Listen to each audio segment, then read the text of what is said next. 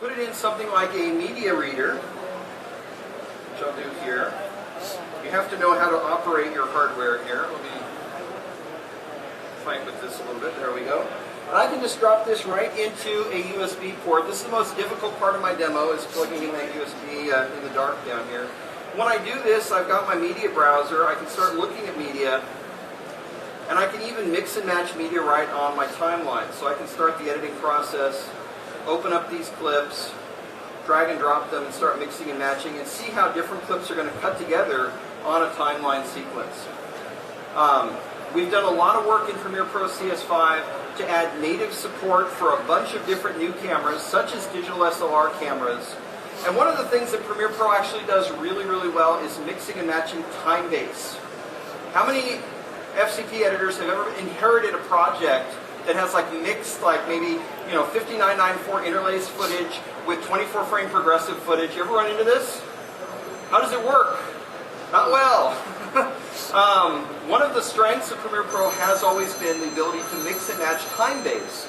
And this has proven to be a problem with these DSLR cameras. It's been fixed recently, but I know a lot of people still have legacy footage from the Canon 5D Mark II that runs at 30 frames progressive.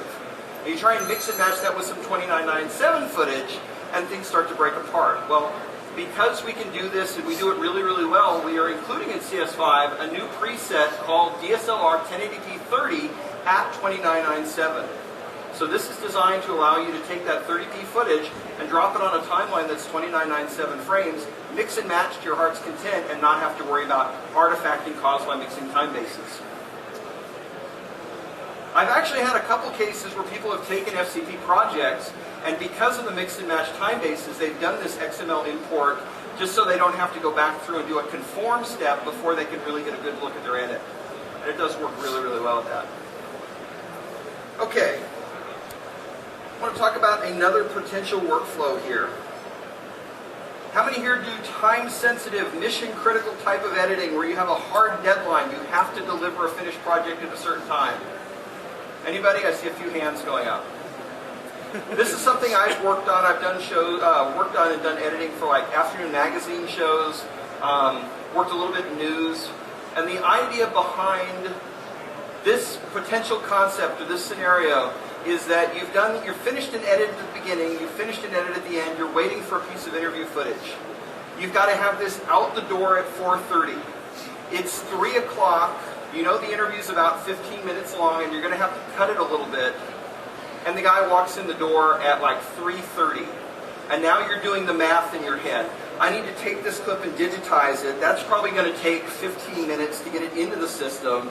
Then I've got to do the edits. That may only take me like 10 or 15 minutes because it's fairly simple. And now I have to render the output. Ah!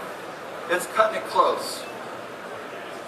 You saw how quickly I was able to bring an FCP timeline sequence over into Premiere.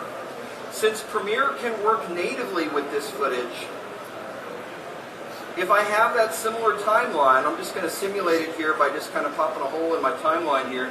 Again, media card, card reader, into the system, media browser, drag your clip, and drop it right into your timeline sequence. Chop and edit to your heart's content, and it will mix and match your footage. This is some nice lady at the Promax event last night. I have to be careful. I think I've still got footage from Burning Man on this card, so I shouldn't be... Anyway. So the whole idea here is I now have the ability to export this timeline. I can chop it, and when I go to export this out, Premiere Pro CS5, we have made lightning fast. How fast? Well, I can tell you about numbers. Depending on your editing format, ABC Intra 4 times faster to export. ABC HD faster, red footage faster. Don't take my word for it. Make sure and grab one of these Pfeiffer reports. This is an independent Pfeiffer consulting group. Went through and did benchmark testing on a bunch of different types of production work. And with the new Adobe Mercury engine in Premiere Pro CS5, it is really, really, really fast, including output fast to file formats like H.264, MPEG-2, and more. Really worth checking out. Now, I've got one other timeline sequence to show you here, and this one actually comes from a friend of mine up in Northern California. see here. There it is. Now, there's a gentleman by the name of Tim Walton. He is someone I've known for a number of years. And he's been a long-time Final Cut Pro editor. He recently started shooting a feature-length documentary. And I've got a couple of the QuickTime files here missing. We'll just skip all of those. He started working with a feature-length documentary, and he shot the entire film on red.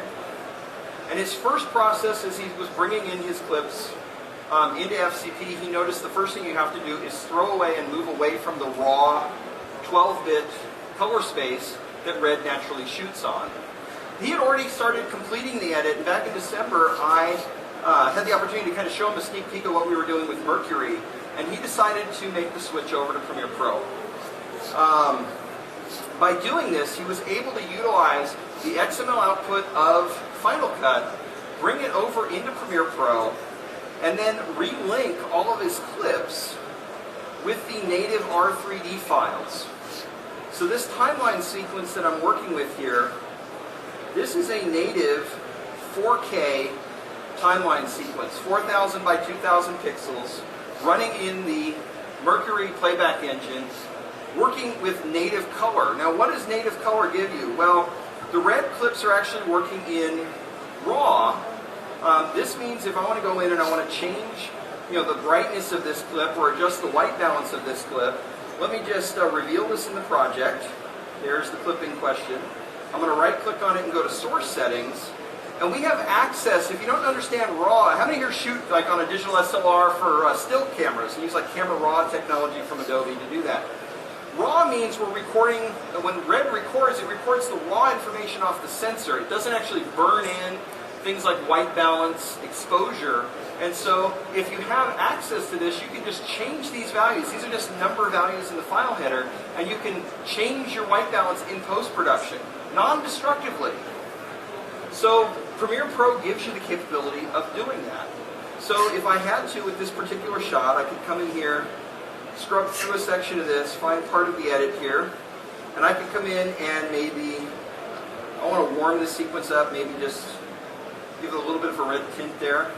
I'm going to save this as a preset here. We'll call this one warm. And now I hit OK, and it will update immediately. And by the way, yeah, this is running very nice and smooth. It's beautiful footage. The name of the site, again, it's called Squaw the Documentary. You can check that out, but this is all being shot on red. It's all being edited in Premiere. He's taking advantage of, we've got the audio tracks on here. I think there's something like 16 different tracks, all labeled for, all the different voiceover effects work and things like that. Premiere's always been very good at handling audio, and he's taking advantage of that as well. I can even take this and play with it even further. All right. Now, the last thing that I have to talk about very briefly is something I'm actually just going to show you a part of a video. You may have seen this already. It's been kind of looping in the booth a little bit.